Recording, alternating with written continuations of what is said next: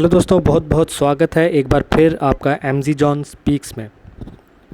दोस्तों, आज हम जिस टॉपिक की तरफ बढ़ रहे हैं, जिस टॉपिक के बारे आज हम समझेंगे, वो जनरल स्टडीज़ की अगर आप बात कर लें या जेके एसएसबी के किसी भी एग्ज़ामिनेशन प्रिपरेशन की सिलेबस की बात कर लें, तो हिस्ट्री में जो सबसे इम्पॉर्टेंट टॉपिक है वो है ग्रेट रिवोल्ट ऑफ 1857। दोस्तों, आगे बढ़ने से पहले अगर आपने मेरा चैनल अभी तक सब्सक्राइब नहीं किया है तो प्लीज़ इसे सब्सक्राइब करें और बेल आइकन ज़रूर दबाएं ताकि आपको हमारी नई नई नोटिफिकेशंस मिलती रहे। रिक्रूटमेंट से लेके जितने भी हम लेक्चर्स हमने प्रोवाइड करवाए हैं यूट्यूब में, वो सब आपको मिलता रहे। तो चलिए दोस्तों, आज हम बात करेंगे द ग्रेट रिवोल्ट 1857 की।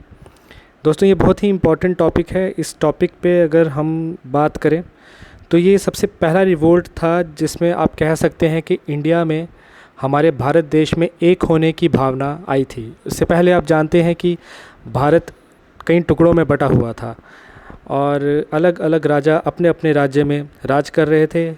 या तो वो अपने राज्य में राज करते थे या वो दूसरों के राज्य पर कब्ज़ा करके अपना राज जमाते थे। आपस में ही हमारे देश में लड़ाई लगी रहती थी।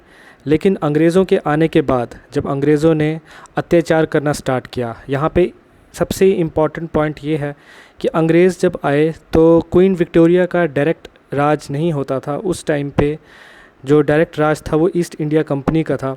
ईस्ट इंडिया कंपनी ने यहाँ पे कई सारे फ्रॉड्स, माल प्रैक्टिसेस, ये सब मचा के रखा हुआ था, ये सब करके रखा हुआ था, जिसकी वजह से इंडियंस काफ़ी फ्रस्ट्रेट फील कर रहे थे। चाहे वो किसी भी स्टेट के हो, किसी भी देश के कोने से के हिस्से से हो, हर जगह से इंडियंस या भारतीय वो फ्रस्ट्रेट फील कर रहे थे और वो गुलामी में, दिन ब दिन गुलामी में चले जा रहे थे। उसका कारण क्या था? मुख्य कारण क्या था? कारण ये था कि जैसे जैसे ईस्ट इंडिया कंपनी ने कब्ज़ा करना स्टार्ट किया, वैसे वैसे ही इंडियंस की फीलिंग्स जो थी उसके साथ खेलना स्टार्ट किया। वो हिंदू स्टेट्स जिसमें लॉर्ड डलहौजी ने सतारा, जैतपुर, संभलपुर, भगत, उदयपुर, झांसी और नागपुर, जिन हिंदू स्टेट्स पे कब्ज़ा किया, ये पहला कारण था जिससे इंडियंस को काफ़ी गुस्सा आया और उनको लगा कि अंग्रेज़ों के ख़िलाफ़ एक लड़ाई करनी ही चाहिए। इसके बाद जो कारण था वो ये था कि नाना साहेब जिनके राज्य पे अंग्रेज़ों ने कब्ज़ा तो किया, उसके बाद नाना साहिब को पेंशन पे उन्होंने लगवा दिया। इसकी वजह से जो हिंदूज़ थे उनकी फीलिंग्स को बहुत चोट पहुंची और एक गुस्सा जो है उमड़ पड़ा अंग्रेज़ों के ख़िलाफ़।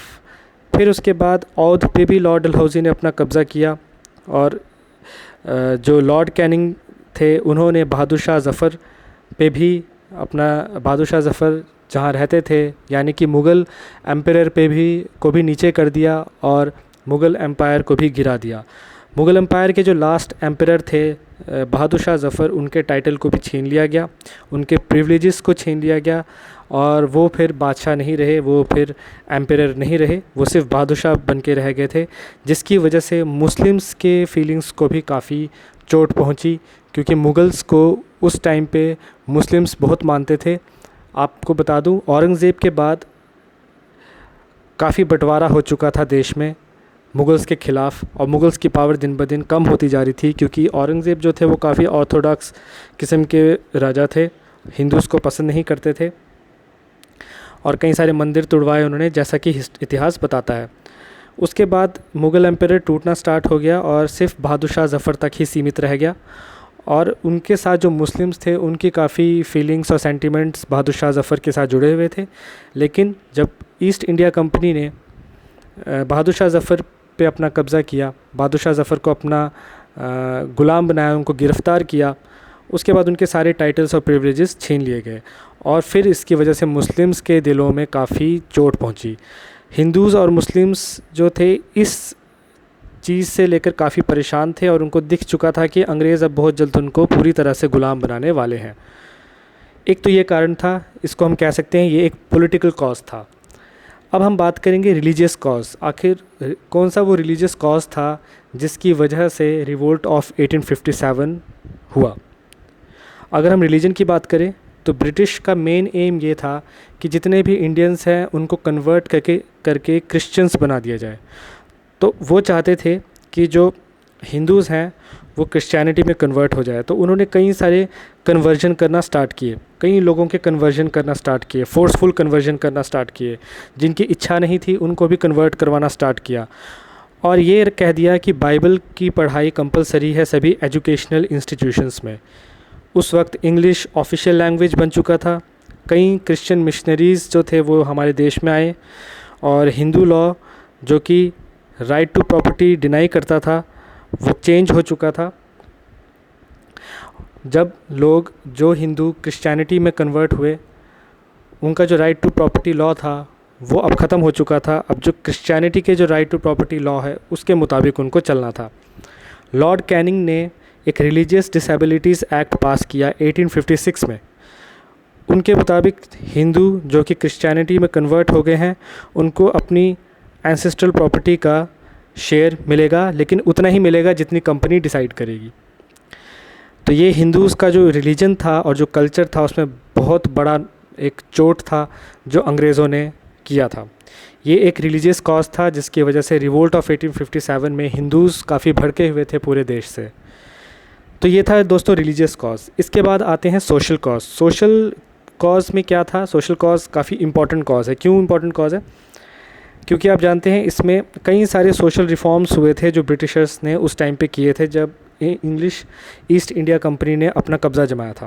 वो कौन कौन से रिफॉर्म्स थे? एबॉलिशन ऑफ सती प्रैक्टिस जो की जाती थी उसको चेंज किया गया। विडो रीमैरिज, विडो अब दोबारा से शादी कर सकती है। पहले ये था कि जो कोई विधवा हो जाती थी तो वो दोबारा से शादी नहीं कर सकती थी, उसको गांव से एकदम अलग कर दिया जाता था, जिसकी वजह से उसको एकदम सोसाइटी से, समाज से नकारा जाता था। लेकिन अंग्रेज़ों ने विडो रीमैरिज एक्ट लाया जिसमें अब विधवाएं भी शादी कर सकती थी।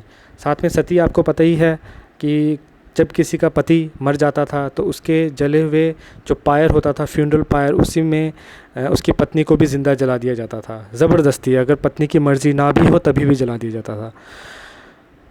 उसके बाद टेलीग्राफ का इंट्रोडक्शन, स्टीम शिप्स, जो स्टीम से चलने वाली शिप्स होती थी उनका इंट्रोडक्शन, रेलवेज़, ये सारे जो थे इनको लाया गया। और इनको चलाने के लिए सबसे ज़्यादा ज़रूरी ये था कि इंग्लिश स्टाइल इंडियंस सीखें। उनको इंग्लिश स्टाइल सिखाने के लिए अंग्रेज़ों ने इंडियंस को, जो हिंदूज़ थे, उनको क्रिश्चियनिटी में कन्वर्ट करना स्टार्ट किया। और इसके बाद जो शिप्स लगना स्टार्ट हुई उसमें कई सारे क्रिश्चियन मिशनरीज़ इंग्लैंड से इंडिया आते थे और यहाँ पे आके कन्वर्जन करते थे। वेस्टर्न कल्चर जैसे जैसे फैलने लग गया वैसे ही वैसे एजुकेशन उनकी यहाँ पे इन्फ्लुएंस, अपना डोमिनेंस क्रिएट करने लग गई, जिसकी वजह से जो ऑर्थोडॉक्स पंडित्स थे हमारे देश में, जो पंडित लोग थे जो रिलीजियस टीचिंग्स देते थे, हिंदू रिलीजियस टीचिंग्स, उनका इन्फ्लुएंस ख़त्म होने लग गया। और जो मासेस थी उस टाइम की, इंडियन मासेस, वो बहुत नाखुश थी सरकार से और वो चाहती थी कि सरकार उनके सोशल सिस्टम में कम से कम इंटरफेयर ना करे, लेकिन ऐसा नहीं हो पा रहा था। तो ये तो था एक सोशल कॉज। इसके बाद आते हैं दोस्तों इकोनॉमिक कॉज में। इकोनॉमिक कॉज क्या था? जैसे जैसे ईस्ट इंडिया कंपनी अपना कब्ज़ा कर रही थी वैसे ही वैसे ईस्ट इंडिया कंपनी अपने जो गुड्स थे, रॉ मटेरियल्स थे, वो हमारी कंट्री में बेचे जा रही थी। और जो इंडियन रॉ मटेरियल्स होता था, जो यहाँ से कच्चा माल होता था इंडिया का, वो ये इंग्लैंड में एक्सपोर्ट करते थे। फिर इंग्लैंड में एक्सपोर्ट करते थे और इंग्लैंड में जब वो एक्सपोर्ट करते थे तो जो यहाँ से रॉ मटेरियल लेते थे इंडिया से, वो सस्ते दामों में लेते थे। इंग्लैंड में जाके वो उन्हीं गुड्स को फिनिशिंग करके उसको अच्छे से एक पूरा सामान बना के फिर दोबारा इंडिया में बेचते थे और ज़्यादा दामों में बेचते थे।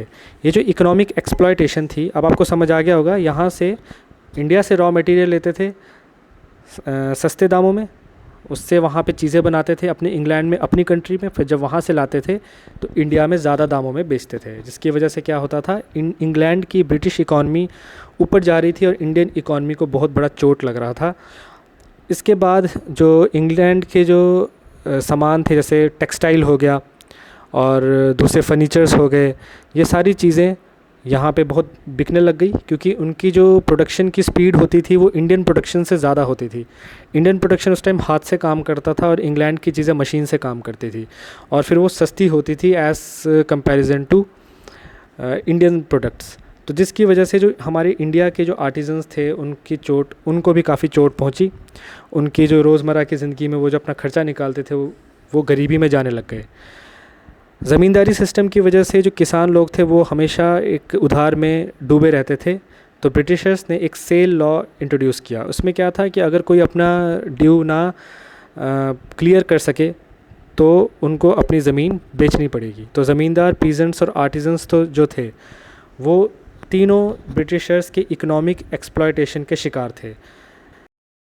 तो आपको समझ आई कि जो किसान लोग होते थे उनको अपना उधार ज़मींदारों को देना पड़ता था। जब वो नहीं दे पाते थे उनको ज़मींदारों को अपनी ज़मीन बेचनी पड़ती थी। और मैक्सिमम किसानों के साथ ये प्रॉब्लम नहीं होती थी क्योंकि किसान तो हमेशा वर्कर होता था ज़मीन में, लेकिन जो ज़मींदार होते थे उनको ये प्रॉब्लम होती थी क्योंकि अंग्रेज़ों ने जो सेल लॉ लाया, सेल लॉ, इसमें क्या क्या अगर ज़मींदार अपनी ज़मीन का शेयर ना दे सके अंग्रेज़ों को तो उनको अपनी ज़मीन बेचनी पड़ती थी। तो जिसकी वजह से ज़मींदार, पीजेंट और आर्टिजन्स ये तीनों ही गरीबी का शिकार हो गए। ये भी एक इकोनॉमिक कॉज था जिसकी वजह से रिवोल्ट ऑफ 1857 आया। इसके बाद था मिलिट्री कॉज। अब मिलिट्री कॉज आप जानते हैं, इसमें मंगल पांडे जो थे सबसे पहले थे जिन्होंने रिवोल्ट किया था। क्यों किया था? इसका कारण ये था कि जो इंडियन आर्मी थी उसमें यूरोपियंस भी होते थे और इंडियंस भी होते थे। यूरोपियंस को सोल्जर्स कहा जाता था लेकिन इंडियंस को सीपॉयज़ यानी कि सिपाही कहा जाता था। और एक इंडियन सीपॉयज़ के अंदर एक फीलिंग थी, डिसकंटेंट की फीलिंग थी, उनको एक दुख था जो वो जाहिर नहीं कर पा रहे थे। क्यों? क्योंकि इंडियन जो यूरोपियन सोल्जर्स थे उनको काफ़ी प्रेफरेंसेस दी जाती थी अपॉइंटमेंट के मैटर पे, सैलरी के मैटर पे, प्रमोशन और स्टेटस के मैटर पे। जितने भी प्रिविलेजेस थी वो सारे कौन उसका फ़ायदा उठाता था? European soldiers. लेकिन जो हमारे इंडियन सीपॉयज़ थे उनको ये कोई भी प्रिविलेज नहीं दी जाती थी। यहाँ तक कि हिंदू और मुस्लिम सीपॉयज़ थे उनको तो यूरोपियन सोल्जर्स के जो फेस्टिवल्स होते थे उसको भी सेलिब्रेट करने का या उसको भी देखने का नहीं मौका दिया जाता था। और जो ऑर्थोडॉक्स सीपॉयज़ थे उन्होंने मना कर दिया था कि वो अफ़गानिस्तान में लड़ाई नहीं करेंगे। और जो हिंदू सीपॉयज़ थे उन्होंने मना कर दिया था कि बे ऑफ बंगाल से बाहर जाके वो बर्मा में फ़ाइट नहीं करेंगे। तो जिसकी वजह से अंग्रेज़ों को एक एक्ट लाना पड़ा, जनरल सर्विस इस्टेब्लिशमेंट एक्ट, जिसमें सीपॉयज़ को पहले से रेडी किया जाता था कि उनको कहीं भी जाके लड़ना पड़ेगा, वो मना नहीं कर सकते।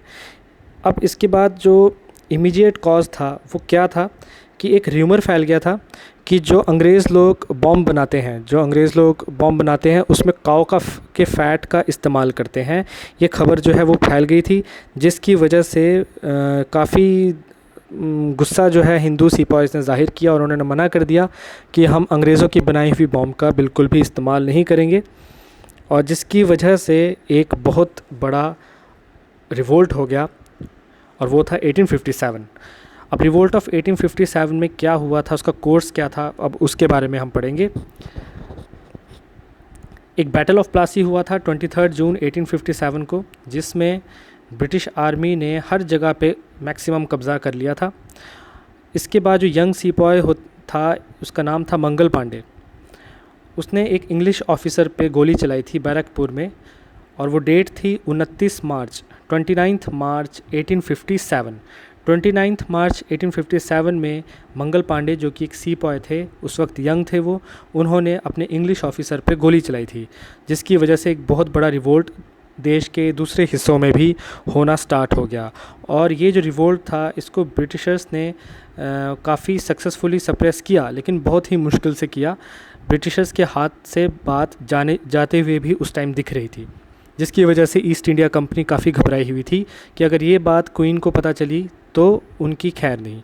इसके बाद 10th में 1857 को जो सीपॉयज़ थे मीरठ में, उन्होंने वहाँ से रिवोल्ट किया मीरठ से और कई सारे यूरोपियंस का कत्ल कर दिया।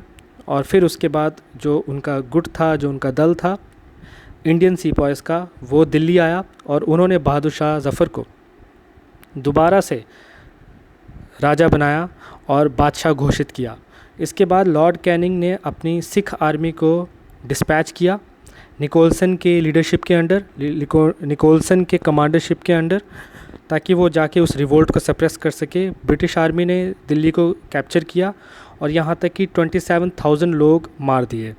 मुस्लिम्स ने दिल्ली छोड़ा, बहादुर शाह ज़फ़र फिर से अरेस्ट हो गए और उनको एग्ज़ाइल में भेज दिया गया। और फिर उसके बाद उनको वहाँ से ले जाके रंगून में शिफ्ट कर दिया, जहाँ पे वो 1862 में बहादुर शाह ज़फ़र की रंगून में डेथ हो गई। जब मीरठ में इस रिवोल्ट की न्यूज़ का जो किस्सा था वो पता चला, तो जो ब्रिटिश थे पंजाब में, वो सिर्फ इंडियन सिपाहीज़ को अब अपनी फ़ौज से हटाना ही नहीं चाहते थे, बल्कि उनके पास जो हथियार थे वो भी उनके हाथ से छीनना चाहते थे और उनको अच्छी तरह पनिशमेंट देना चाहते थे, ताकि कोई ऐसा रिवोल्ट दोबारा ना हो। तो उसके बाद जून 1857 में सिपाहीज़ ने, जो इंडियन सिपाहीज़ थे, उन्होंने कानपुर में रिवोल्ट किया और नाना साहिब को अपना लीडर बनाया। नाना साहिब को अपना पेशवा उन्होंने दोबारा से डिक्लेयर किया और उन्होंने कहा कि जो यूरोपियन फैमिलीज़ हमारे यहाँ पे हैं उनका अब मर्डर किया जाएगा और बहुत बड़ा डिज़ास्टर किया जाएगा उनके ऊपर, ताकि वो यूरोपियन फैमिलीज़ यहाँ पे सेटल ना हो। इस डिज़ास्टर को रोकने के लिए लॉर्ड कैनिंग ने 2 कमांडर्स को वहाँ पे भेजा था, जिनका नाम था हैवलॉक और नील। ये 2 कमांडर्स वहाँ पे गए, उन्होंने नाना साहिब के जो रिवोल्ट था उसको सप्रेस किया, कानपुर पे कब्ज़ा किया। नाना साहिब को वहाँ से भागना पड़ा और नेपाल के जंगलों में जाके वो छिप गए। इसके बाद जो सिपाहीज़ थे लखनऊ से, उन्होंने भी वहाँ से रिवोल्ट किया। कहाँ से? लखनऊ से। और वहाँ पे उन्होंने सर हेनरी लॉरेंस की हत्या की। जनरल हैवलॉक और आउटरम, जो 2 कमांडर थे ब्रिटिश कमांडर, जनरल हैवलॉक और आउटरम, उन्होंने लखनऊ में एंटर किया और वहाँ पे जाकर रिवोल्ट को सप्रेस किया। औध में लोगों ने रिवोल्ट किया, किन के लीडरशिप के अंडर? क्वीन बेगम हज़रत महल, बाला साहिब, नाना साहिब, जो कि बाला साहिब जो थे वो नाना साहिब के भाई थे, और दूसरे लीडर्स थे जिनके लीडरशिप के अंडर औध के लोगों ने रिवोल्ट किया। उसके बाद वहाँ पे सर कॉलिन कैंप, जो कि कमांडर थे, British commander east India company के, उन्होंने उस रिवोल्ट को जाके सप्रेस किया। इसके बाद दानापुर पे भी, जो कि बिहार में पड़ता है, वहाँ पे मनवर सिंह ने भी रिवोल्ट किया था, और बरेली में खान बहादुर ने भी रिवोल्ट किया, उनको भी ब्रिटिशर्स ने सप्रेस किया। इसके बाद रानी लक्ष्मीबाई ने झांसी से रिवोल्ट किया, जिनकी हेल्प की थी तांत्या टोपे ने, जो नाना साहिब के जनरल भी रह चुके थे और राव साहिब के जनरल भी रह चुके थे।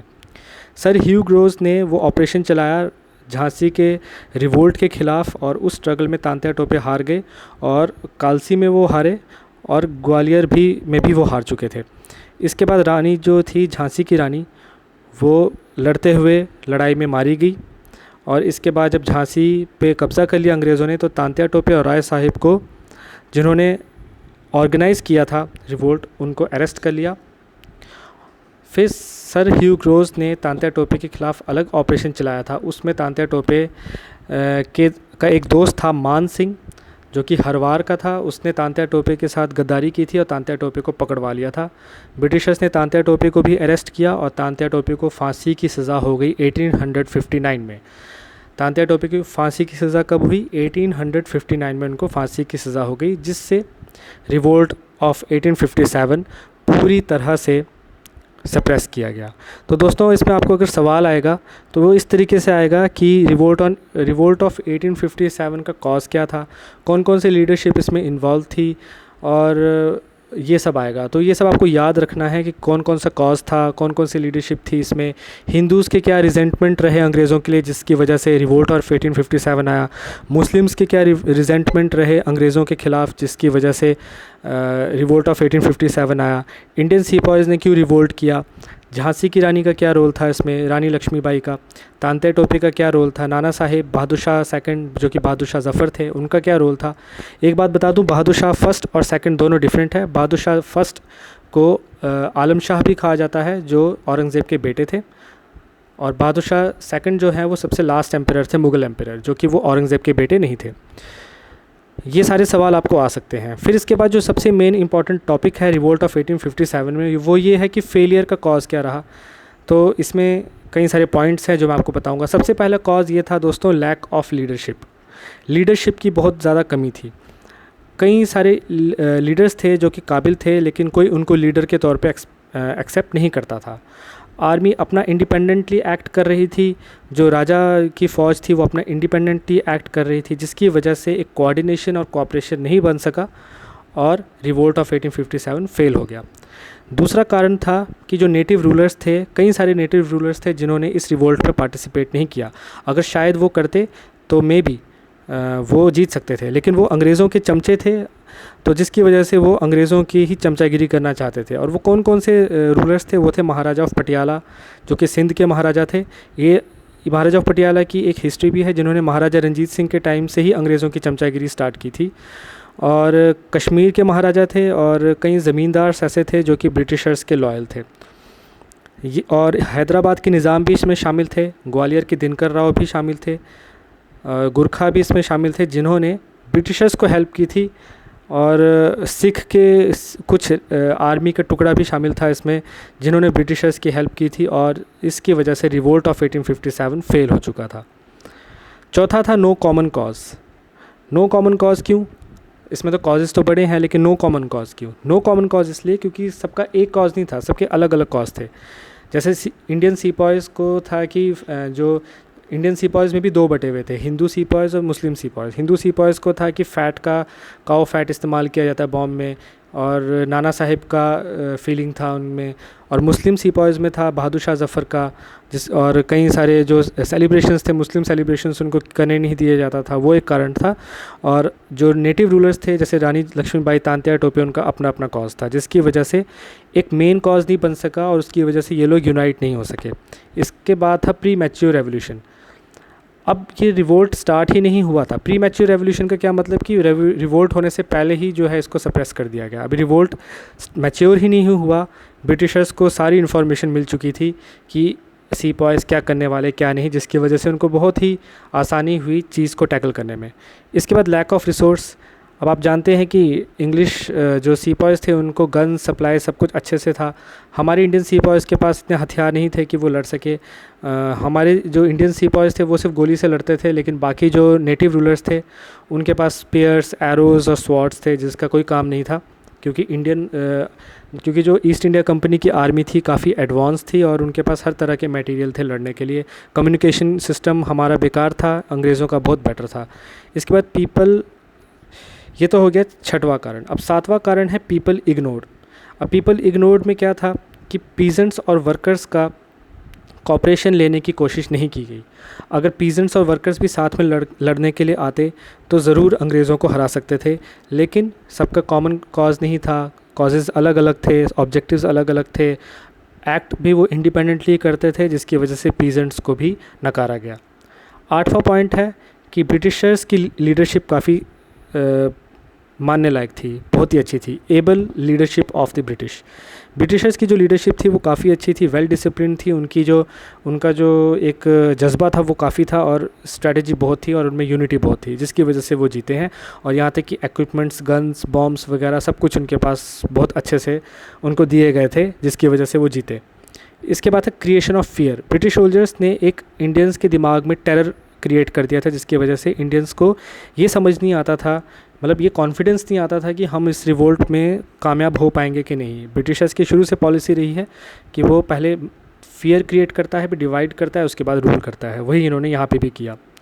इसके बाद 10वां पॉइंट है Canning policy of conciliation. Lord Canning ने एक पॉलिसी चलाई थी, मॉडरेशन की पॉलिसी और एक मर्सी की पॉलिसी, जिसमें उसने कई सारे सीपॉयज़ को अपने हाथों में ले लिया था बेवकूफ़ बना के, और जिसकी वजह से सीपॉयज़ भी टूट गए थे। तो ये 9 कारण हैं जिसमें हम देख सकते हैं कि ये इन कारणों की वजह से रिवोल्ट ऑफ 1857 फेल हो चुका था। तो रिवोल्ट ऑफ 57 के बारे में अगर आपसे कोई पूछे ये कारण, तो एक है localised, lack of leadership, non participation of native rulers, no common cause, premature revolution, lack of resource and latest equipment, people ignored, able leadership of the British, creation of fear, और Canning's policy of conciliation. ये सारे points हैं जो आप याद कर सकते हैं, और एज ए इसको स्टोरी भी लिख सकते हैं आप, आपको ज़रूरत नहीं है। आप सिर्फ डेट्स याद रखिए, जो डेट्स मैंने आपको बताई अपने नोटबुक पे नोट कर लीजिए उसको, ताकि ये थोड़ा डेट्स आपको याद रहे, और एग्ज़ाम में आप जब आपको मल्टीपल चॉइस क्वेश्चन के तौर पे भी अगर आए तो आपको डेट्स याद रहे। एक और पॉइंट था जो मैंने आपको नहीं बताया, मैं आपको बताना भूल गया, सॉरी। लोकलाइज्ड एक पॉइंट है जिसमें रिवोल्ट ऑफ 1857 जिसकी वजह से फेल हुआ था, वो यही था कि सिख और गुरखा ने सपोर्ट नहीं किया, उन्होंने गवर्नमेंट का सपोर्ट किया, जिसकी वजह से रिवोल्ट ऑफ 1857 फेल हो गया। तो ये था दोस्तों रिवोल्ट ऑफ 1857 के बारे में पूरा कोर्स, कॉजेज़ और फेलियर्स।